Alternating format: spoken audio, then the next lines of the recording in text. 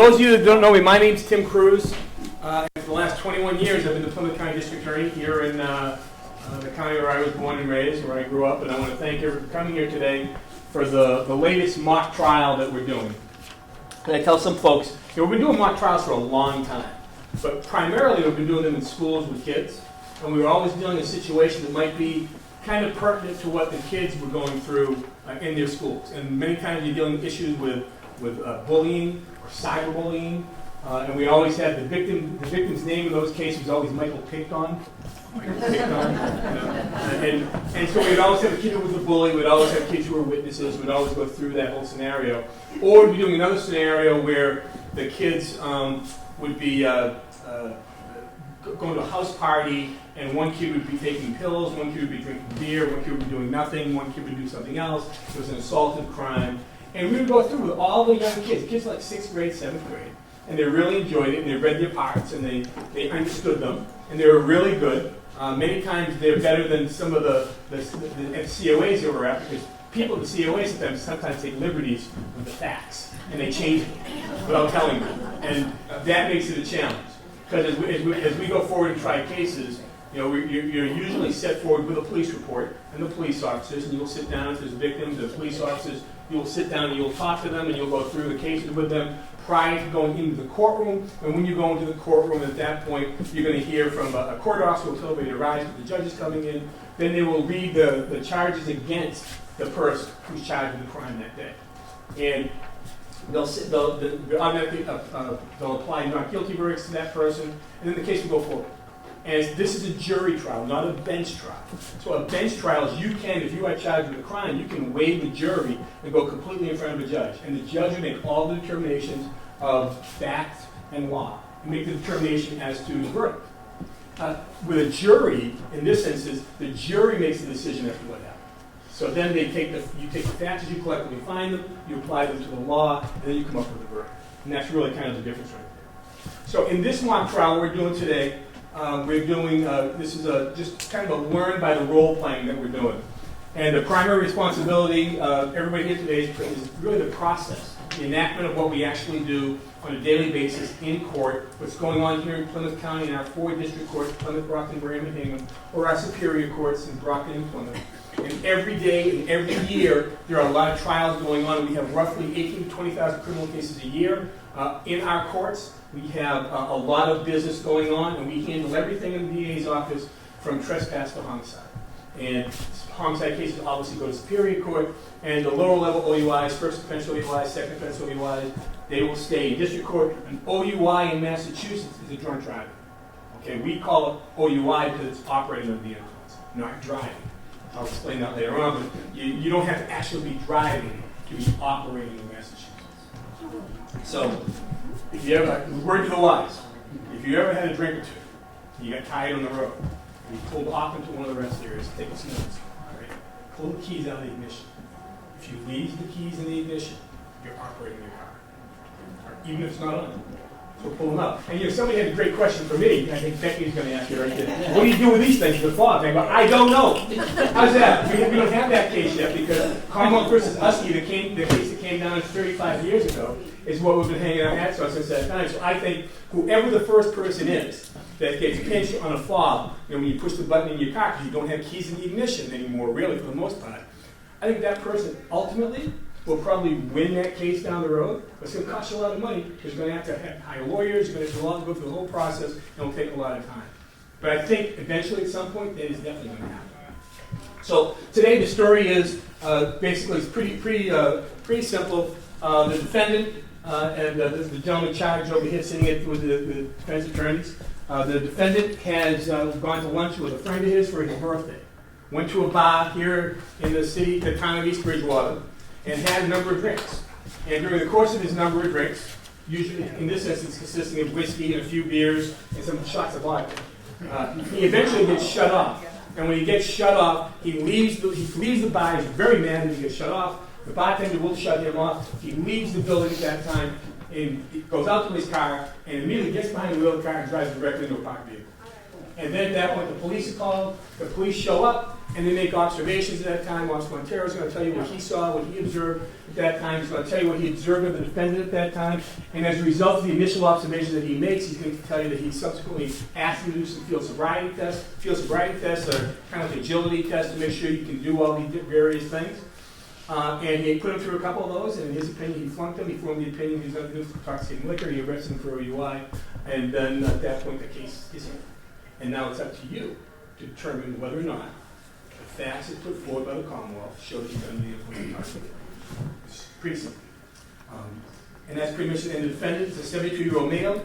He often drives his friends around, takes them to appointments, and he helps them run errands, convincing his friends to no longer drive. And you're going to hear from his friends, and you're going to hear from some of the witnesses in this matter as to what goes on. All right, so now, I believe we're really going to start right now, so I'm going to ask the court officer if she would kick this off. All rise.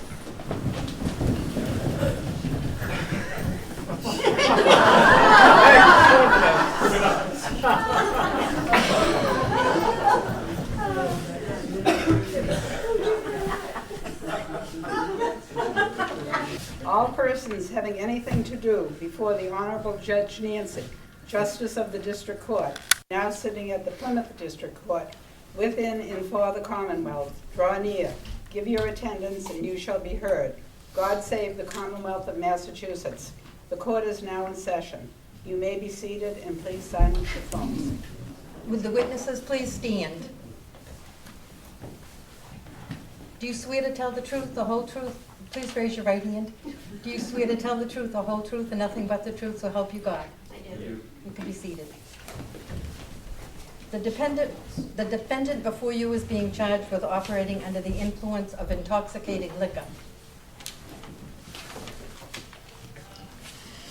Now, jurors, I would like to remind you that the complaint is just a formal way of charging the defendant, and please keep in mind that this is just an allegation, and the defendant has pleaded not guilty to these charges. DA Cruz, would you please give your opening statement outlining the charges against the defendants? Yes, Your Honor. Good morning, ladies and gentlemen of the jury. My name is Tim Cruz, and I am the Plymouth County DA. And I'm here today in the case of Commonwealth versus Peter, who's charged with a crime today against the Commonwealth of Massachusetts. You are going to hear from witnesses today, and you have to make determinations based upon the evidence that you hear. So today, you, the jury, are going to be the collective sole fact finders of the case. You are going to determine what happens. And at the end of this case, what you're going to do is take the facts as you collectively decide them.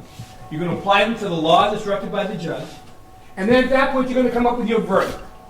And verdict in Latin means to speak the truth. So in essence, your job is to find the truth as to what happened. But in your search for the truth, you are required to apply certain burdens and certain presumptions. Here in the Commonwealth of Massachusetts, here in Plymouth County, here in the United States of America, everybody is presumed to be innocent until the Commonwealth of Massachusetts proves each and every allegation beyond a reasonable doubt. And everybody you have to make sure that we prove those allegations. And if we don't, you are collectively required to find that individual not guilty. That's your job. So in this instance today, you are going to hear some facts as to what happened. And what you're going to hear happen is that on August 21, 2021, that there was a couple of Sue and Pete were going to a bar that they knew to celebrate a birthday. And you're going to hear that they went into this bar room. You're going to hear that it was very crowded. So where they went and sat up at the bar. And when they sat up at the bar, they had a few drinks. They started off with a few shots of vodka. After that, they had more hard alcohol, had more whiskey at that time. They were subsequently placed at their seats. And when they sat down, Peter ended up having not one, but 2 beers. All in a short period of time. At some point, the bartender was concerned that he may have overserved them. So he went up to them and told them that he was no longer going to serve them alcohol. And they didn't like that. They were there to party. They were there to have a good time. So he eventually gets up, walks out of the bar room, knocks some stuff off somebody's desk, has a very difficult time picking it up, goes out to the car, and you're going to hear from people, other witnesses. You're going to hear from Sue, who's going to tell you that he was definitely upset, and that he got behind the wheel of his car, got into the motor vehicle, was in the parking lot, which is attached to the public way, which is outside the building, and drives that motor vehicle directly into a parked car. At that point, the police are called, and Officer Montero shows up. He makes a determination and assessment of the situation, and he sees the damage to the motor vehicle. And you're going to hear from the victim that owns the car regarding the condition of the motor vehicle prior to, thereto, and also after. So what you're going to end up hearing at that point is a conversation that Officer Montero had with the defendant. And he's going to tell you about his initial observations, that he had red and glassy eyes, he was unsteady on his feet, that he had slurred speech. He's going to tell you at that point that he made a determination that he was going to conduct some field sobriety tests, which are some tests that they conduct upon people to make sure that they are able to do those small nominal tests so they can let them go, make sure that they're not going to go out and hurt someone. In this instance, he asked him to do 2 different field sobriety tests, the finger-to-nose test and the heel-to-toe test, and he's going to tell you at the conclusion of that what he saw, what he observed, and that his opinion, he flunked those tests. And as a result of that, he arrested him for operating under the influence of intoxicating liquor. He's going to tell you exactly what happened at that point. He's going to tell you at that point, take you to the station. As further conversations, as further observations of that individual. That's pretty much what you're going to hear. You're going to hear that sort of information. So, I ask you this. Sit back and listen to the evidence as it goes in. And although when you go into the jury room and make a determination as to what happened, and you go and you listen to the evidence, what you take with you into that jury room is your common sense and your human experiences. And when you do that, at the end of this trial, I'm going to have an opportunity to come back in front of you again. And when I do, I'm going to ask you to find him what he is, and that he is guilty beyond a reasonable doubt. Thank you. Your Honor, and I use those words very loosely, I may add. I obviously cannot be as elegant as Hamilton Berger here. But he did win one case many years ago. But to win 2. The important thing is we keep it at 1. The important thing here is what the district attorney said. What is reasonable doubt? We're going to be asking these witnesses to remember something that happened well over a year ago, down to all the small details that can make a big difference on what reasonable doubt is. Our client, Peter, is a pillar of this community. He is here for all of us all the time. He's at the COA. We have to keep it in mind that as much as the district attorney is going to attack him, he is innocent as we stand here until someone can prove him guilty. That's what we will be looking for today. Thank you. District Attorney, please call your first witness. Thank you, Your Honor. The Commonwealth would call Officer Montero.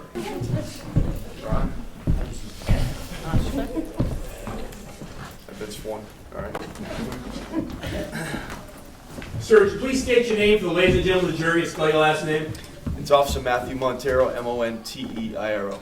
And how long have you been an officer, sir? Since 2007. Sir, I want to direct your attention to August 3rd, 2021, and ask you if you were on duty at that time. I was. What was your duty, sir? I was a patrolman on the 8 to 1600 shift. And at approximately 14:50, which is almost 3 o'clock in the afternoon, did you receive a radio call? I did. As a result of receiving that call, what did you do? I showed up to the Bucks bar for a report of a motor vehicle accident. And where is Buck's Bar located? It's right off of, it's Plymouth Street, right off of, it's Route 106, approximately the 300 block of Plymouth Street. And can you describe for me Route 106 in that area, the roadway? It's a very busy road. It's maintained by the town. It's got lights, it's got marked pavement and sidewalks. Okay. Upon your arrival, what did you observe? I got flagged down by a witness stating that their vehicle got hit in the parking lot. And as a result of that conversation, what did you do? I went up to the suspect vehicle, which was a Chevy Tahoe, and attempted to speak to the operator. And also, did you make any initial observations of that Chevy Tahoe? Yeah, there was heavy front end damage to the Tahoe, and also the victim had damaged the rear driver's side quarter. So there was contact between the front of the Tahoe and the rear of the victim's vehicle? Correct. All right. And then at that point, you noticed the operator of the Tahoe. Where was he at that time? Behind the driver's seat. And at that point, you had a conversation. Is that correct? I attempted to, yes. And can you describe what happened? I asked for his license registration, and he did not provide that for me. It seemed to be a long pause. He was very incoherent. Didn't even really seem like he knew where he was. Did you make any other further observations at that time of the operating motor vehicle? There was a strong smell of an alcoholic beverage coming from the vehicle and directly seemed to be coming from his mouth. Did you subsequently identify who that person was? I did. And do you see that person in court today? I do. Would you point him out for the ladies and gentlemen of the jury? This gentleman right here with the striped the checkered shirt. Your Honor, may the record reflect identification of the defendant by the witness. Thank you. And so, as you're making these initial observations, what did you next do? I then asked him if he had anything to drink that day. And what did he say to you? He stated, yeah, just a couple of shots. It was his birthday. And did he say where he had those shots? He said he pointed to the restaurant. It is inferred to Buck's. Did you make any observations at that time about his eyes? Yeah, he had red eyes, and they were bloodshot and glassy, and he had slurred speech, very strong slurred speech. So as you continue these observations and conversations, what did you next do? I had him exit the vehicle. Why did you do that? I wanted to make sure he was safe to drive because his vehicle had some damage, but it probably didn't need to be towed, so I didn't want him to get back in the car and hurt somebody if he was not able to drive. What else did you, as a result of getting him out of the motor vehicle, and did you go somewhere with him? Yeah, I brought him to a nice area, nice and flat, so he could do some field sobriety tests. I asked him to do field sobriety tests to make sure he was safe to drive. And what is a field sobriety test? They're a series of small, simple tests that test somebody's agility, basic skills, that divided attention tests, and basically it's able to see if he can drive a motor vehicle safely by doing more than one thing at a time. And this, when you did this, it was approximately 3 in the afternoon. Is that correct? 3 in the afternoon, yeah. And so, in the weather, what was the weather like? It was in the 80s. It was a pretty pleasant day that day. Now, as a result, you moved into a flat area, in a well-lit area, with no real weather issues at that time. What test did you ask him to do?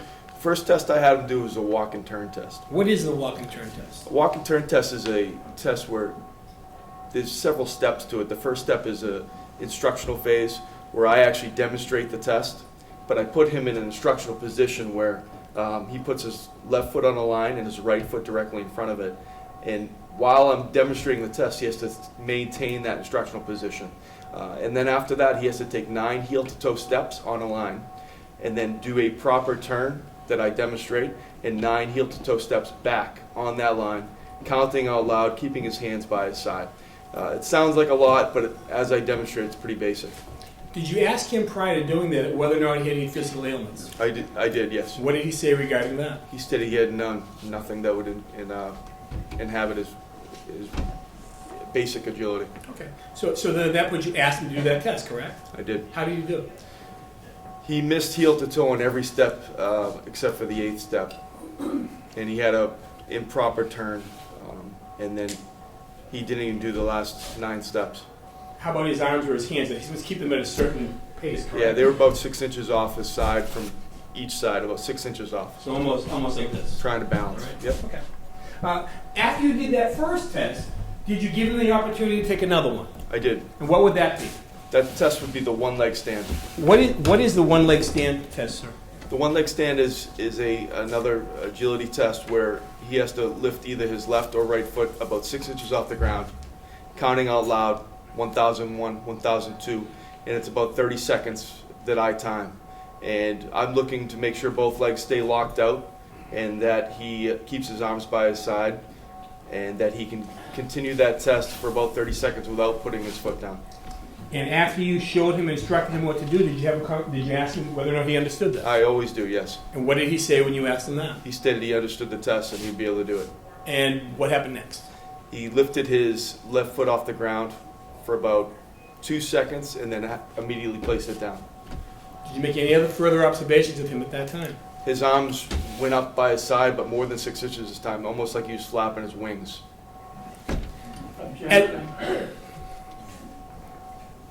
Overruled. I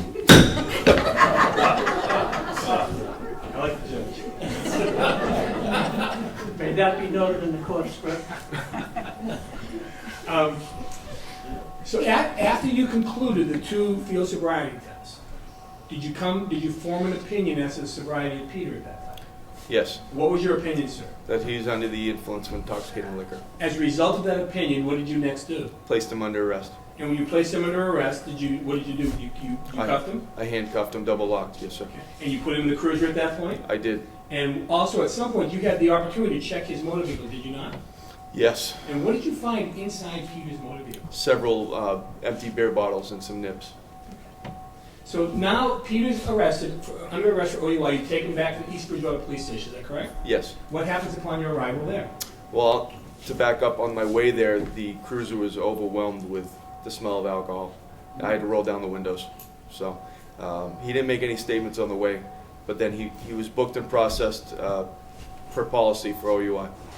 And then at that point, when he was booked, and booked means he's standing up in front of the desk, is that correct? Yes. And you have conversations with him at that time, right? Yes. And that room is a well-lit room, correct? Correct. And it gives you an opportunity to make better observations of individuals, not necessarily outside, if maybe darker or shady or whatever, correct? Correct. When you were making those further observations of Peter at that time, what did you notice, if anything? His eyes were very bloodshot, and he was still slurring his speech and very unsteady on his feet. The smell of the alcohol emanated throughout the whole booking area. And that reinforced your opinion as his Yes, sir, it did. I don't have any questions, but I believe Mr. Sheedy may have a couple. Good luck. Thank you. Welcome back, Officer Montero. Thank you. How you answer these questions may determine how long you stay here. For the record, how much training have you had in field sobriety tests? A lot. Could you expound? So I had the basic police academy from Plymouth in 2013, and we do about a week of training on field sobriety tests. And then after that, in my prior town, I got sent to drug recognition school, which is over a month of training. So I had very specific training in field sobriety and roadside assessments. How recent is any of your field test My latest, education? Yes. so we get trained on a biannual basis for DRE, And how many of these sobriety field tests have you done in your career? over 100. How many convictions did you have in those? Objection. I'll allow it. Maybe one. Pretty good record. Yeah. Now, when a person leaves a bar room who may have not consumed alcohol, when they leave that dark atmosphere, most likely, and go into the parking lot, wouldn't there be a possible change in how their eyes look, in your opinion?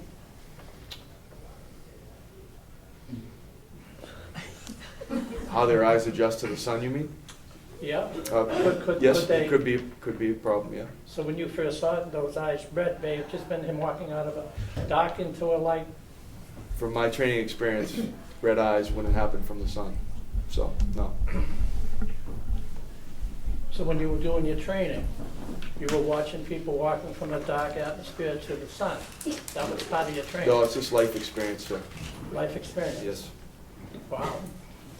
How about nerves? How about when a person sees a police officer pull up flashing its lights, sirens for a minor accident? Do you think some of his reaction was just nerves? Well, he was pretty much passed out when I got there, so he didn't seem too nervous. I didn't hear any testimony indicating that he had been passed out at any point in time, Officer Montero. He was incoherent, not responding to me. Incoherent and passed out, there's a big difference. Is that a question, sir? Yes, it is. And I'd like an answer. Could you restate the question, sir? This is actually Yes, very could you accurate. explain the difference between passed out and incoherent? Uh, Passed out usually you're just out cold, Correct. I believe. So was he passed out or was he, He was more incoherent, sir. so he could have been nervous? He could have been. Okay. When you found the empty beer bottles, cans, and nips in his vehicle, how long have they been there? I don't know. That's correct. You don't. Could you show us how you do the field sobriety test? Absolutely. So the first test I do is the walk and turn test, and I get them in the instructional position, which I have them pretend that there's a straight line from here to DA. So there's a straight line. I put my left foot on the line. I put my right foot directly in front of it, and then I demonstrate the test. And I explain you have to take 9 heel-to-toe steps, counting out loud. 1, 2, 3, 4, 5, 6, 7, 8, 9. Back up a little. To do a proper turn, you take a series of small steps, pivoting on your left foot, and then you come back, counting out loud 9 steps. 1, 2, 3, 4, 5, 6, 7, 8, 9. Anything else, sir? Would you like the one leg stand too? We'll get to that. Okay. I wouldn't sit yet, but how many times when you were going through training did you have to do that sobriety test? Object. Overruled. Hundreds. Did you get it right the first time? Pretty much, yeah. It's pretty Did the rest simple. of your academy get it done the first time? Yes. Object. Guessing, speculation. Sustained.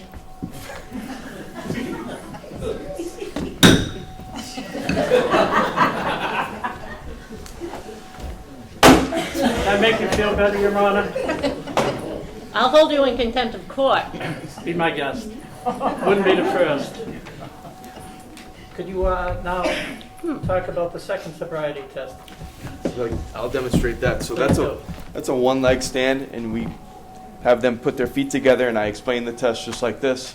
And then I have them take their left or right foot about 6 inches off the ground, look down at their foot, count aloud 1001, 1002, 1003, so on and so forth for about 30 seconds.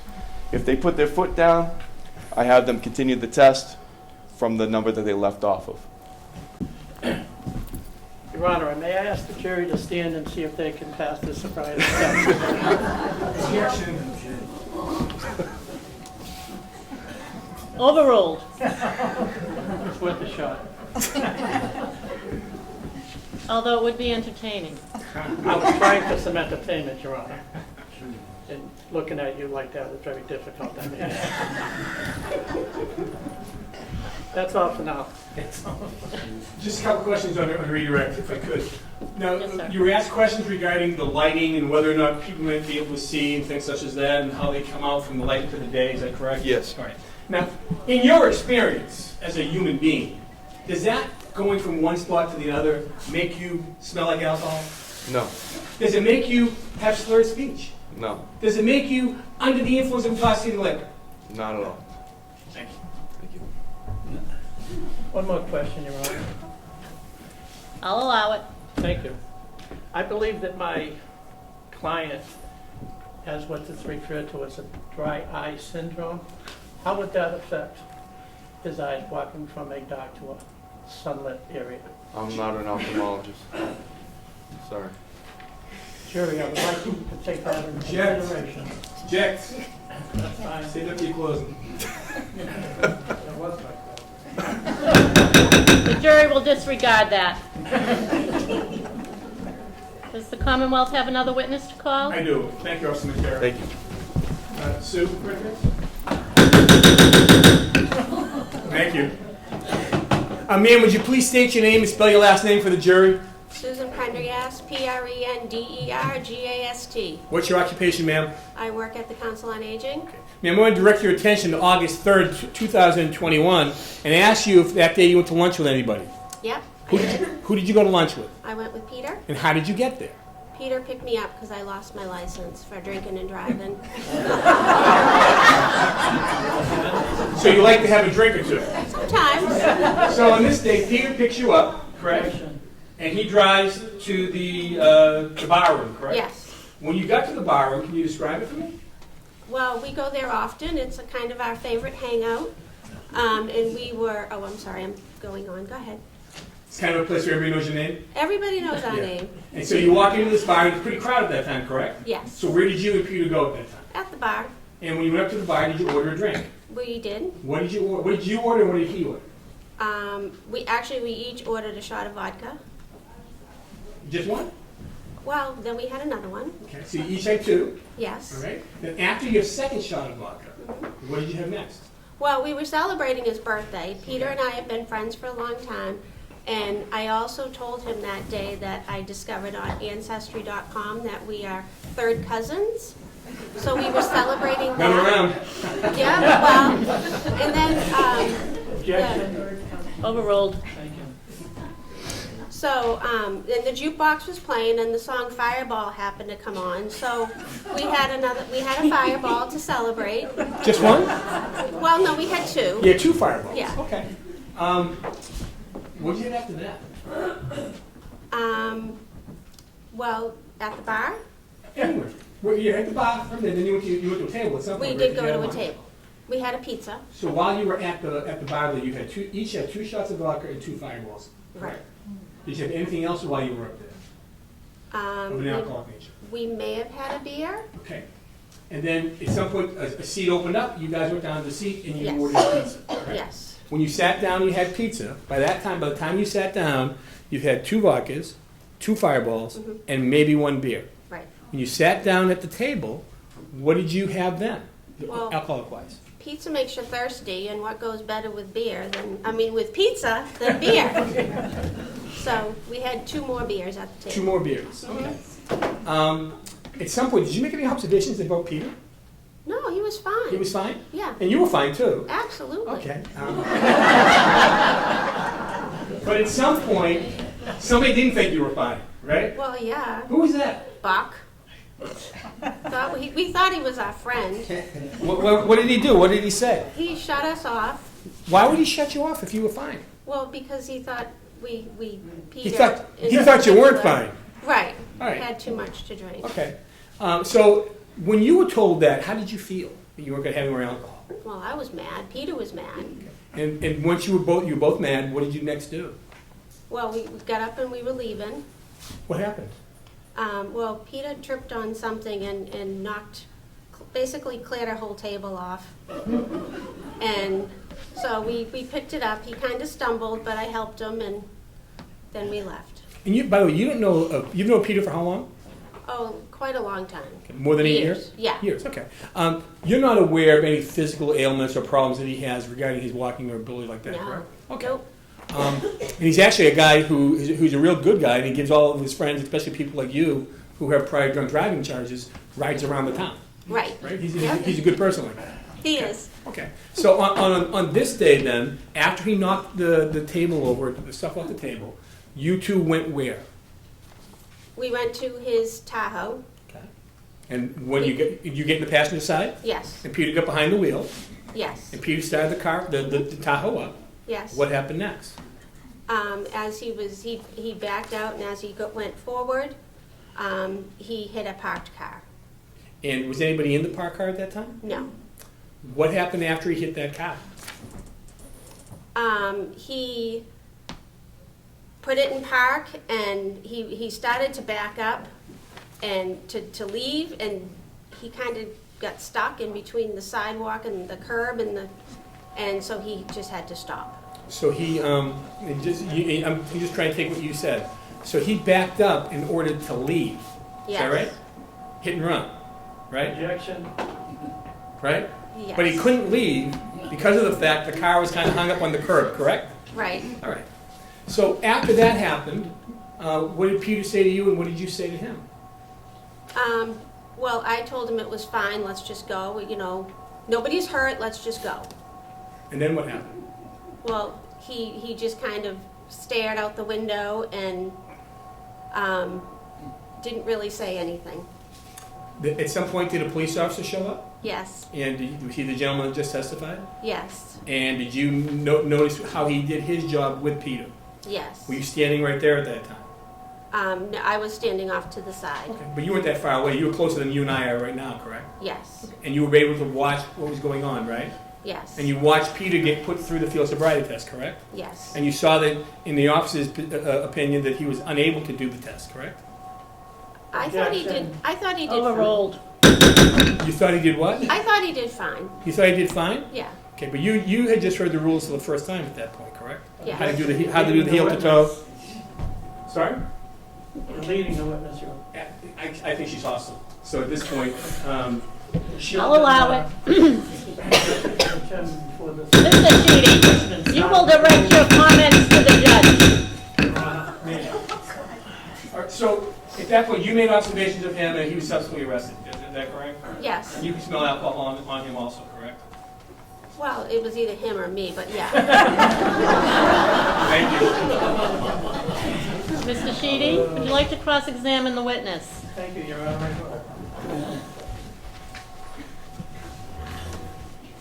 Why don't we start with the definition of credibility? How are we going to believe anything an individual had? Now, how many drinks did you have altogether?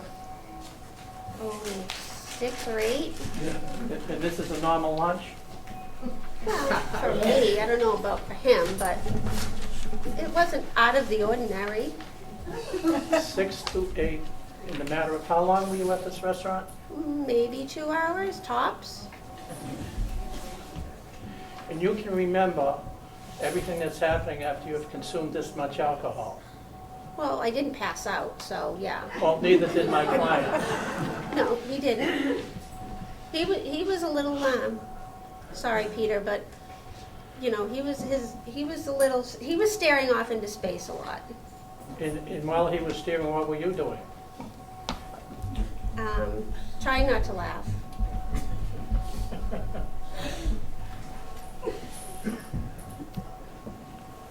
What kind of pizza did you order? Cheese. Just cheese? Mhm. Okay. Did you finish the pizza? The 2 of us, yes. And when he hit this table on the way by, was that just because he was maybe looking somewhere else? And just No, didn't see? I think he, Objection. What he might have been doing or not doing is that maybe he is not in the world. We're not speculating here. It's what she Sustained. observed. How long have you had a relationship with Peter? well, we've been friends for probably 10 years. And you go out often, Yeah, for lunch. weekends?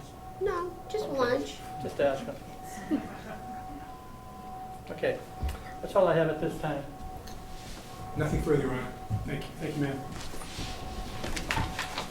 The Commonwealth would call the bartender. Sir, would you please state your name and spell your last name for the ladies and gentlemen of the jury? Chris Buckley, Buckley, Your occupation, sir? the owner of Buck's Bar, All right. And I want to direct your attention. How long have you been the owner of Buck's Bar? over 20 years now. I want to direct your attention to August 3rd, 2021, and ask you if you were working that day. I was working. And can you describe for me what it normally was, like lunchtime on that day, the crowd? So the crowd, we had a big lunch crowd, bigger than normal, and it was, it was a end of the summer. Everybody was, getting ready, and always coming in for a few drinks, a few pops. And you know Peter, correct? Oh yes, And you know Sue also, correct? I do. It's fair to say they've come in before to have lunch and to have a few drinks in the past, correct? Definitely. I mean, sometimes, especially during the summer, it's like a weekly occurrence. Okay. And on this day, on this August day, they showed up and at a very crowded bar. And where did they go, if you recall? They came over to the bar because we weren't able to seat them right away. Were you serving as a bartender at that time? I was serving at the bar.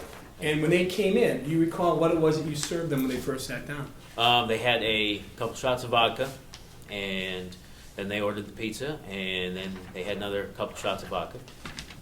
And Was there any beer in there at some point? there was, once they finished the first pizza, they washed it down with some beer. So When they were sitting up at the bar, they had a couple shots of vodka, correct? Mhm. And then after that, did they have any other alcohol while they were at the bar? While they were at the bar, they did have the 2 shots of Fireball. Okay, so they each had 2 shots of vodka and 2 shots of Fireballs at the bar.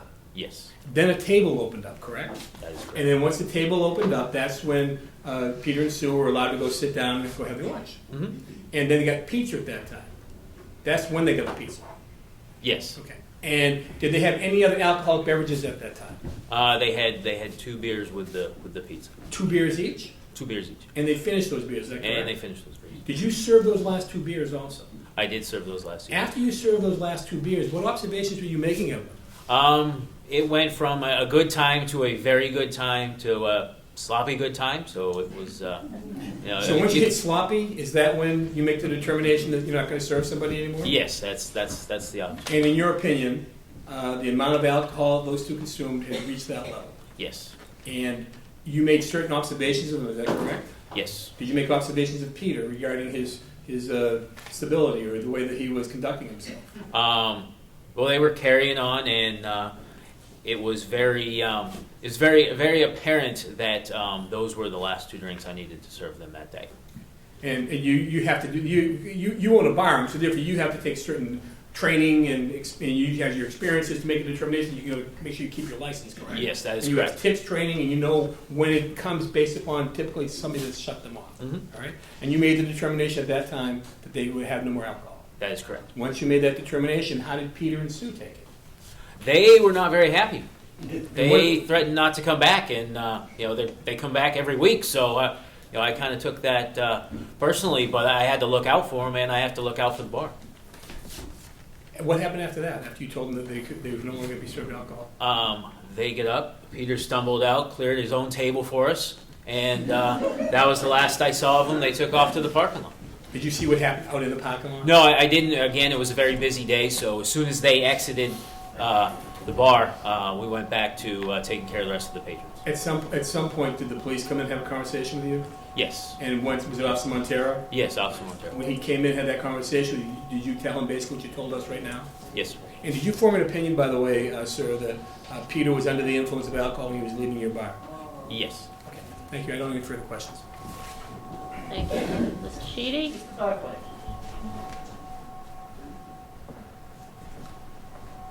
You stated that this has been a very, very busy lunch. Is that normal for Bucks? It was normal for that time of year, yes. So, how many patrons do you think were in the bar room at that time? Our capacity is 120. We were probably somewhere 80, 90 people. Could you explain to the court how out of 80 or 90 people that you were serving liquor to at a lunch hour, that you can remember exactly how these 2 people ordered and how they drank? Could you tell us, the other 78 people, what they had to drink during their lunch? No, but the other 78 don't come in every week like Peter and Sue. So you weren't just waiting on Peter and Sue, you were waiting on all the people there? Well, I have All the waitresses were giving you orders. I have all the staff to take care of them, and like I said, Peter, But Sue, you and were I are pouring usually the drinks for pretty all good, these so. people. And you had time with 80 or 90 people there to just talk to these 2 and make sure that you have calculated exactly what those 2 are going to be drinking for lunch. Well, I have been doing this for 20 years, so I kind of know what I'm doing. Really? Then tell me what were the other people drinking? Well, there was, there were pitchers of beer going around. Everybody else how was many really did- pitchers, Now, no one else was over drinking except for these 2 people that day. and these 2 people are the only 2 people you're asking questions. That's correct. So there could have been a whole bunch of other people drinking just as much and you wouldn't have known that? Nobody stumbled and cleared their own table except for Peter. Well, so you can't be under the influence unless you stumble and clear a table, is that correct? You could Just be. asking the question, sir. Now, could you tell me again what they drank? They had 2 shots of vodka. They had 2 vodkas. 2 shots of vodka and, yeah. And then they had the 2 fireballs. What's in a fireball? Never mind. I'll pass on that question. Let's not bring in here. I'll pass on that. Now, between the 2 vodkas and The the other witness fireball. might know the answer to that. Objection, Your Honor, this is not your time to talk. I'm a judge. I can talk whenever I would like, Mr. Sheedy. Carry Shall I on. continue, or are you going to go? You go right ahead. Thank you. How much time between the vodkas and the fireball? About 15 minutes. So they down, took a little rest, and then they had 2 fireballs. And then what they have? And then they had 2 beers when they went to the table, which is when they had the pizza. But are you sure that's, I thought you said before that they had more than that before they went to get the beer. Vodka, fireballs, pizza, beer, clearing table, parking lot. Okay. With your 20 years' experience, should you have stopped them before they had the beer? No, they weren't. They hadn't completed their visit yet. You could tell once they finished the beer and the pizza, they were done. They were not acting that way prior to. So when they had one beer to finish off, then they were. Now, you didn't do anything at that point with all your experience and training to indicate that maybe this individual shouldn't be leaving and driving a vehicle?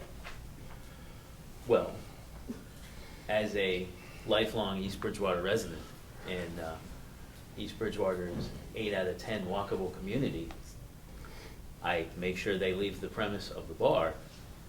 They want to drive home, that's on them. Do you know where they live? Close enough to walk. East Bridgewater's a small community. Well, so they could walk from your thing to the Whitman under this condition and not worry about getting They hit could by walk to cars. Whitman, they could walk to the COA, they could walk to Sue's house, they could walk to Peter's So house. you don't take any responsibility at all. Once you let them walk out, your responsibility's done? Once they have left my facility, Sustained. which they did. Witnesses in the town. Thank you. Nothing further. Thank you. I next call the aggrieved victim in this matter, Diane. I believe she's coming up. Ma'am, would you please state your name for the jury and spell your last name for us? Hi, my name is Diane Ribeiro. And Diane, do you live here in East Bridgewater?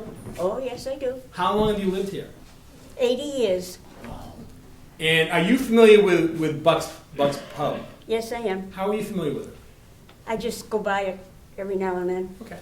I want to direct your attention back to August 3rd, 2021, and ask if you recall if you had an occasion to go to Buck's Pub.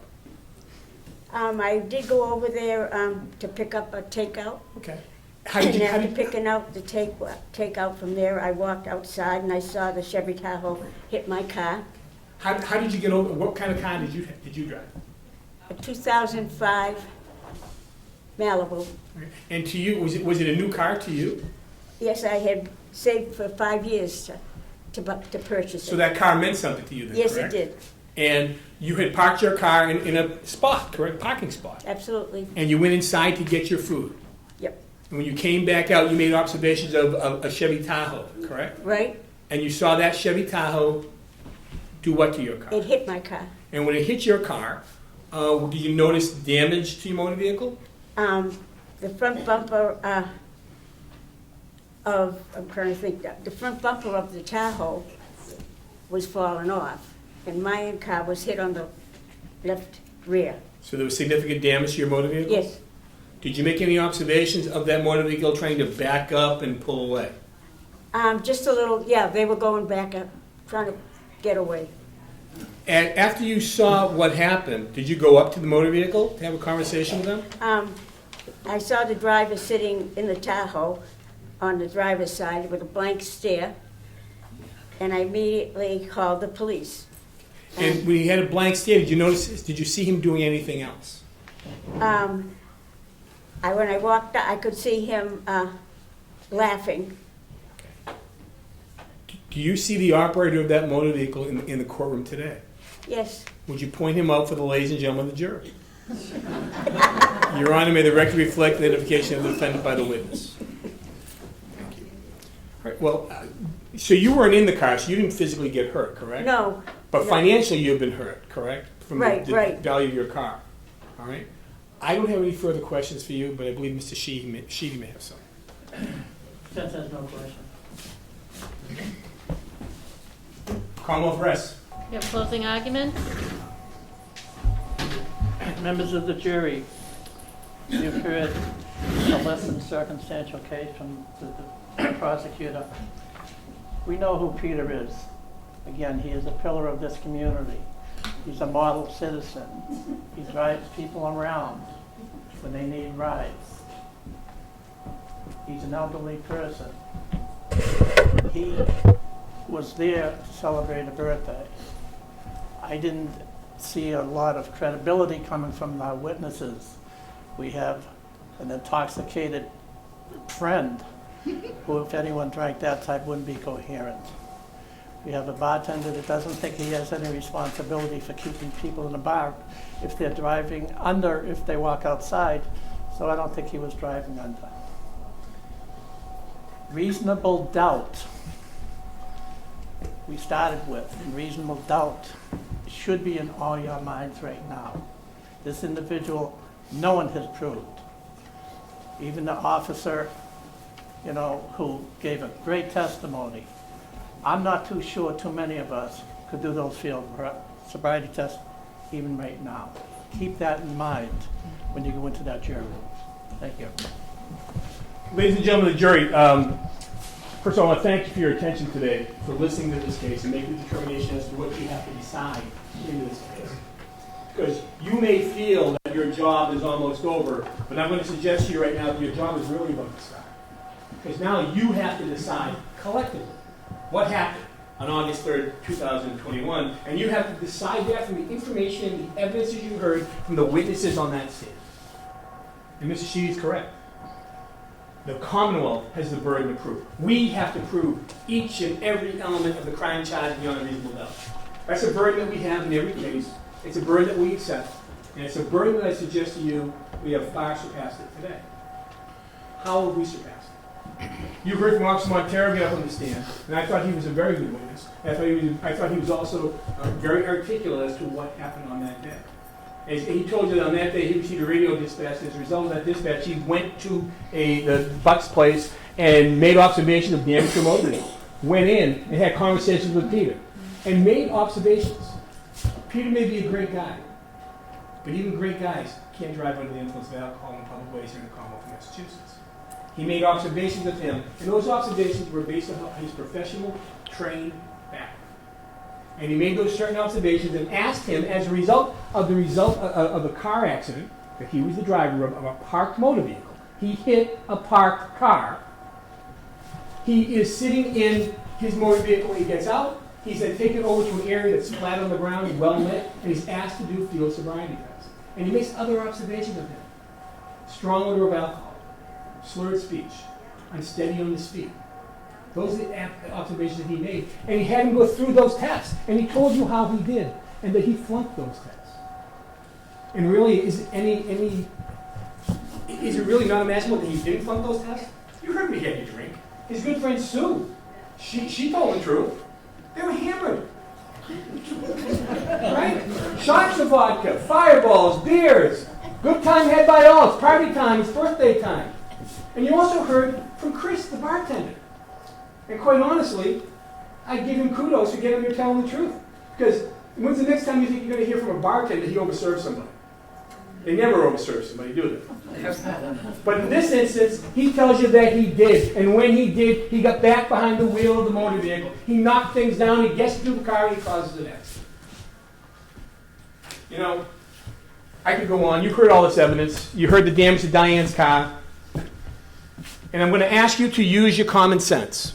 And I'm going to ask you to use your human experiences. Because, you know, when I was growing up, what I heard from my parents was that if something looked like a duck, and if something walked like a duck, it's a duck. So if you are unsteady on your feet, if you smell like a strong odor of alcohol, if you have slurred vision, if you can't do certain tests, if you drink that amount of alcohol, if you hit a parked car while you're driving it, you're under the influence of intoxicating liquor. Drunk driving is a misnomer. Although in this instance, I bet you he was drunk. Use your common sense. Use your human experiences. And when you do, I would suggest to you, you only have one verdict to come up with. And that's that Peter on that day was under the influence of intoxicating liquor, and he caused this accident, and he caused harm to all those people. So I ask you to use your common sense. Thank you very much. Ladies and gentlemen of the jury, you may think that I have the most important job here today, but I do not. You do. You need to decide Peter's fate. Has the Commonwealth decided, or given a burden, has the Commonwealth proved beyond a reasonable doubt that Peter was operating under the influence of intoxicating liquor? So please take a few moments to deliberate. Now, this is normally the time when a real jury, and for an OUI case, a drunk driving case, it's easy to describe it that way. Normally what would happen, the people that are making those decisions, there's 6 jurors that would make the decision. We have 6-person juries here in Massachusetts. So those 6 persons would go into a jury room, and they at that point would have a conversation as to what happened. And they would go in that room, and nobody goes in there with them. They make the call, then they come in. But this is mock trial. So in mock trial, we do it different. We don't go into a room. We just kind of talk about what happened and what you think. So for you guys heard all the evidence, and you really didn't hear any evidence to the contrary regarding the OUI. Who in this room thinks that Peter's under the influence of alcohol when he causes this? I'll look good for Peter. Yeah. No. Can anybody tell me why? Why do you think he's under the influence of alcohol? Of alcohol that he had for lunch. I think you have to look at the whole ball of wax, right? As best as you can. Look at the totality of the circumstances. And that's what I think everybody tries to do when you're trying a case in front of the jury. You're trying to let them know and understand, what information you have and what's out there, and also face the obstacles that do exist. Whether or not, Peter's a good guy. That's a problem for the Commonwealth in this map. He's a good guy, he drives people around. His problem is when he's driving people around, he likes to drink a lot too. And as a result of that, that caused the accident. So, and that's what ends up happening for him is that, in this instance, he will, we'll hear what happens with the probation once he's announced, the verdict's announced. We'll see what happens with that. But, at the end of the day, I think that, we have to make a determination based upon the evidence, and that's what you do. That's how you make that information. And juries don't often get the opportunity to talk to the DA or a prosecutor like this, or the defense attorney like David was talking to you regarding what's going on with these cases. It's much more structured. I think Nancy did a great job as judge, telling us, be quiet, overruled, sustained, the things that you normally hear on TV or on a television show that you may see going on in a normal courtroom. That's what happens. And it's not easy to try a case in 45 minutes. Usually it would take, to try a case like this, even with 4 witnesses, picking a jury, the whole thing, probably take you 2 days. And that's after picking the jury. You can't just pick the first 6 people in the box. You've got to go through them. You got to look at what their histories are, what their records are, if they have any, who they know, who they don't know, where they're from, and you can make determinations. And you can kick off. You have peremptory challenges, so I can put you off for any reason whatsoever. I can challenge any other people for cause. So if it was a drunk driving case, and there was a guy who was convicted of drunk driving and the jury denied it, I don't want that guy in my jury. I'm the prosecutor. I want him out. So I'd say I want him off because of the fact he's got prior convictions himself of OUI, or whatever it might be. That's how you end up seeing those things. So does anybody have any questions of me right now? Because we'll finish the rest of the trial, and then I'll be around to answer questions anyways. You all raise your hands. That's the deliberation. It's in the script. Yeah, ma'am. Other than the field test, did he do an alcohol test to see if you're You mean a breath test? Yeah, no, he didn't do a breath test, and you don't hear about it, because in Massachusetts, we're not allowed to talk about it if they refuse, okay? I was often tell the story, I tried an OUI case 35 years ago. Regular garden variety OUI, car weaving, gets pulled over by a cop, he makes observations, he does his sobriety test, arrests the individual, case kicks around the jury system, eventually goes to trial. We try the case, goes in smooth, jury goes out, and they come back and they have a question. How come the Commonwealth didn't offer John Doe the breath test? So now the jury's out of the room, so it's just me, the defense attorney, and the judge. And I say to the judge, well, you gotta tell him. You gotta tell him that he was offered it, he refused it, that's why you don't hear about it. And in Massachusetts, we can't talk about the refusal, because if we did, it would be a violation of the Fifth Amendment privilege not to self-incriminate themselves. So they never hear about it. So in that case, the judge brings the jury back in, and he tells them, all right, you have to make a decision based upon the evidence that you heard. Not any rumor, not any speculation, not any surmise. I say, okay. So they go out, they turn around, they come back 2 minutes later, find the guy not guilty, then they're looking for me. Cruz, you screwed up. You didn't tell us about the breath test. I can't tell you about the breath test. Those are the rules that we have in Massachusetts. Many of the things that if we could tell you all the evidence, you'd probably find guilty a lot quicker. But we can't, because of a lot of reasons, things are more prejudicial and probative, whatever they may be. Yes, ma'am. All right, when it was started, the car was damaged on the side and a bumper, right? I think it was the right front bumper and the rear of the smaller car, am I right? Yes. But I mean, the car supposedly was hit more than once. No, I think, my understanding is from reading the script, because it's kind of loosey-goosey, the script itself, is that there was one hit to it, because it gives us room to work with this. Because many times what you end up seeing is, and I think all the witnesses did a great job, they go up there and they have a little bit of room they can fudge around it, you know, so that's why it makes it a little bit interesting, because I'm never really sure where everybody's going. And I'm trying to figure out how can you make it all stay together. Was it a hit that it was a hit or was it a bump? It took the front bumper off, so I think it was pretty significant It hit. wasn't on the side. Yeah, no, it was the front bumper of the car that came up, yeah. That was just my Yes, sir.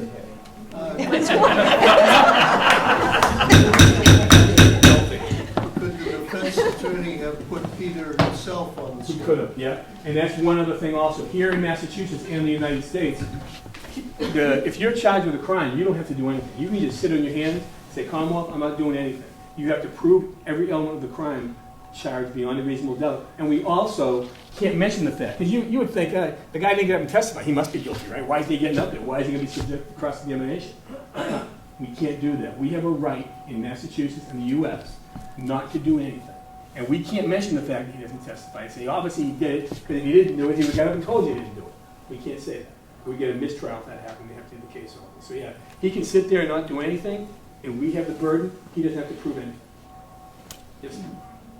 Well, there was a lot of stress on the fact that you could smell a lot of alcohol on the person. He had just jumped over a table. He could have been Yeah. covered with all the splash from that.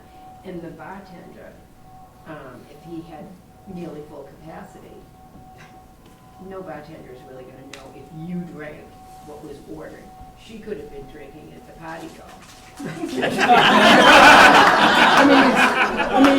It's all kind of factual stuff. So what I would have said to that if we had the time to continue on with the case, what I would have gone down, the road I would have gone down is how often is there a car accident in your parking lot, and then the police subsequently come in and have a conversation with you soon thereafter. And plus, he had just served them, and I would have gone down the fact that he probably had the bill, and on the bill was delineated what exactly these people had to drink when it was fresh in his mind, not a year later when the case actually goes to trial.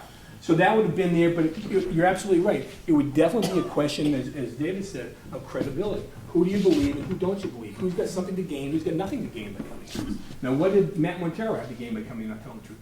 He's a guy doing his job, right? And he makes certain observations at this point.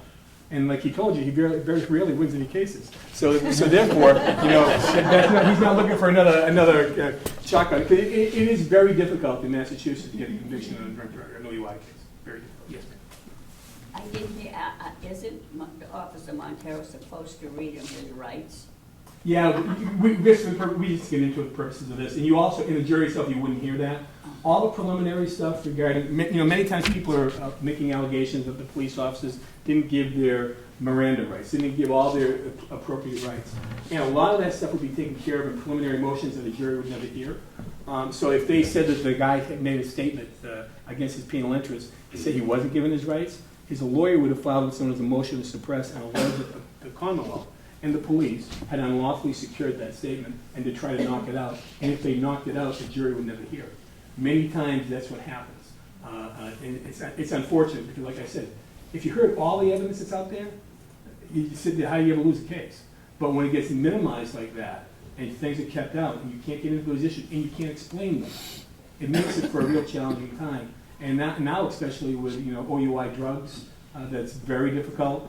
We have in Massachusetts, I was telling the police officers earlier, I've been around so long that the blood alcohol content back in OUIs back in the mid-'80s when I started was 0.18. 0.18. Now it's 0.08. Went from 0.18 to 0.15 to 0.12 to 0.1 to 0.1. Now it's 0.08. And if you blow a breath test, or if you have a blood test, and you are 0.08 or above, you are per se deemed to be under the influence of intoxicating liquor. We don't have an analogous number for drugs or for marijuana. That's why I really argued hard against the legalization of marijuana, because I didn't think we were ready for it. And we're not ready for it. And we continue to lose cases because there's no quantifying figures out there that help us do our job in proving these cases to keep people off the road. I was on a show once, somebody asked me, goes, well, so you're relying on the police officer? I said, yeah. We've been doing that for years. These are the men and women that are out there that you have to rely on their training and you have to rely on their experience to make those initial determinations. By the time they make an arrest, and if the case goes to trial a year later, say a year and a half, whatever it's going to be, memories change, memories fade. That's why reports are so important to get them done. That's premised upon their training. Get it done right, make sure it's thorough, make sure it's complete. And then you can refresh your recollection a year and a half later when that goes down. Because it's very important to get that stuff done. And that's not just in drug driving cases, that's in every case. That's in homicide cases. Get the work done up front.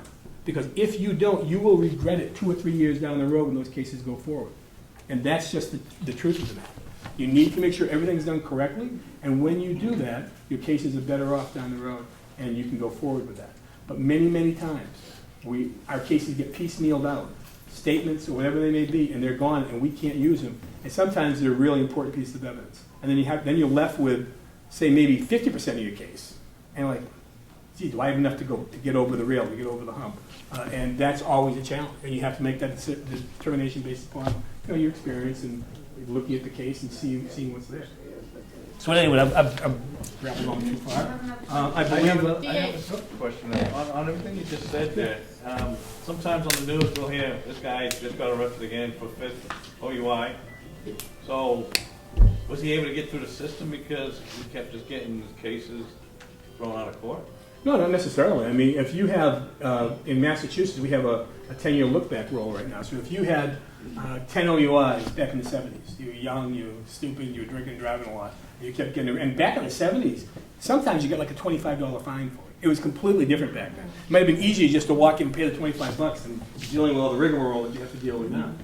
But now in Massachusetts, we have a 10-year look-back. So if you had 10 OUIs back in the 70s, and then you've done nothing for 30 or 40 years, and you get pinched on a new OUI, it's your first OUI. Now we can still see it, it's there, and it didn't get erased, but for the purposes of your license and your license loss, because you will have significant license loss because the driver's license is it's a privilege, it's not a right. So when you refuse the breath test, that's the penalty for refusing the breath test. First offense OUI is 45 to 90 days loss, and then as you go up, if you are a significant drunk driver, and you get pulled over 4 times in your life and you refuse the breath test all 4 times, the 4th time after you say no, you lose your license for life. They put some incentive into it, so you gotta roll the dice. Because by taking the breath test, you're probably going to make the case against yourself stronger. That's why most people refuse, and most defense attorneys will tell you, don't take the breath test. That's what they tell you. They also say, don't take the breath test, don't do a field sobriety test, and by the time the case gets up there, all you have is a police officer saying, I saw a car weaving, and I smelled this stuff, and the guy said no to the field sobriety. He's very nice. Said no to the field sobriety test, said no to the breath test. You have virtually no evidence.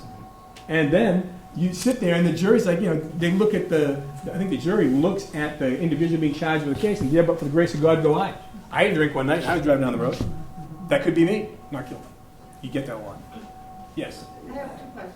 Yes. Would it have helped if the defense attorney had brought in medical information that your body can process 2 drinks in an hour? Yeah, he probably, in the real world, you probably have to bring in a medical doctor to do that. You can't just bring in paperwork or medical records or internet stuff. And You have to bring a doctor. Also, the food would inhibit the consumption, the alcohol in the system because the food would act, the enzymes in the food in the stomach would decrease. I mean, you can certainly try that. I mean, they have retrograde extrapolation as pertains to the breath test many times, and what that is, once you drink alcohol, it's in your system for a period of time, and then over time, if you stop drinking, the numbers will start going down after a period of time. But most people, when they get arrested for OUI, they don't have the resources. That's thousands and thousands of dollars to bring in one of those experts to do that. And you very rarely see it. You will see the motor vehicle homicides, you will see the motor vehicle manslaughters, but you normally don't see it in the regular garden variety OUI. Okay, my other question is, before we started the trial, you said that the key had to be in the ignition. Now, in this instance, if he didn't check, because he didn't testify, that the key was in the ignition or that the car was running, if that key was sitting on the side, out of the ignition, can you charge him with driving under the influence? Yeah, you still can, because you can use your inferences from that. He's sitting behind the wheel of the motor vehicle of an impact that occurred between 2 vehicles at that point. You have other people that are placing behind the wheel, including the passenger, says he was driving, and he drove into the car. So therefore you have that element, the element of the crime. You have to prove that Peter is the driver of the operator of a motor vehicle upon a public way, and while he was, his ability to operate the motor vehicle was diminished due to his voluntary alcohol intoxication. That's what we have. Okay, you said in a public way. Would a parking lot be considered a public The parking lot is, that's why the question I asked Officer Montero was, is the parking lot attached to a public way? Because it said, if you have a right of access as an invitee or a licensee, that covers you. So that gets it in there. I had a case once years ago where a boyfriend and girlfriend were, they were gonna go parking, and they went on the West Junior High in Brockton, and they drove out of the baseball field, and they parked on second base while they were parking. And the police get called because they're trespassing, right? It's like midnight. And the police show up, and the kid starts the car, he starts driving like a lunatic, he flips the truck on the baseball field. He never gets on the road. Now, I argued at that point that they had a right, they had an area to be there as an invitee or licensee. The defense attorney, I'll give him credit, he said, well, no, they weren't there as an invitee or licensee, they were trespassers. And they were trespassers. So the kid beat the case because of the fact that he was a trespasser, not on a public way. So many times you try to knock out one of the elements of the crime, and if you can do that, we can't go forward. Okay, but let me finish the case here because I'm wondering. Your Honor, the jury foreperson, I believe, has got. Guilty. You said they're guilty. There you go. Would the victim like to address the court as to how this crime has affected her? It's very interesting, and How has this crime affected you? well, I had to go and get my car fixed, even though it was an old car. I had that, and I had lost some time, at home, different doctor's appointments and stuff. Thank you. But I'm glad nobody was really hurt. Does the Commonwealth have a recommendation as to sentencing? Yes, Your Honor. The Commonwealth's recommendation, in light of the fact, although it's his second OUI, it's his first within 10 years, would move for the 9024D disposition, which is 2 years probation, loss of license for 45 days, and alcohol counseling is determined by probation. Would the defense like to recommend a sentencing? We'll accept. So we have found Peter to be guilty and will enter a 24D program. Court ordered alcohol counseling. You must pay restitution, probation for 1 year, and probation supervision fee of $75 per month. Court is adjourned. Beats the heck out of Law and Order. Okay. So tell me, what gave you the idea of doing these mock trials at community centers, senior centers? Well, we've been doing mock trials with younger kids in the school for probably the last 15, 20 years. And the kids always really enjoyed it. We had a different fact pack for those kids, trying to teach them about the court system. So we just figured it was a national avenue. As we're going from Council on Aging, and we're talking about a lot of the things that we do with Triad. And I think there was an interest as to what happens in a real trial, so we decided to do them at COAs. Okay. What did you think of the questions folks were asking you today from the audience? I thought the questions were great. I mean, and it's really good for me to hear them again because, I'll bump into people who are in jurors who are not lawyers, and they'll ask really common sense questions like the ones we were getting here today. And they'll look at you like, well, how come we can't talk about this? How come we can't do that? And you try to explain. And I think, like with myself, the first time you hear about these rulings and determinations, you're like, that can't be right, because that's not going to work into a just result. But here in Massachusetts and the United States, we have a lot of opportunity to look at our case law and go with it. And I think that in the end, it all works out. Okay. What do you hope that the audience gets out of today's event? I hope that they enjoy themselves. I hope that they have a little bit of a feeling about what a real trial is. Even though we have certainly some breakdown of moments and people are having a good time, everybody's friendly that's here. But I hope they get a little bit feeling about what it is and the heavy weight that goes on when somebody's charged with a crime and the heavy weight that goes on a victim who's been hurt, whether it's their motor vehicle, whether it's been their personal, whatever it may be. These cases are very serious and we have to take them that way.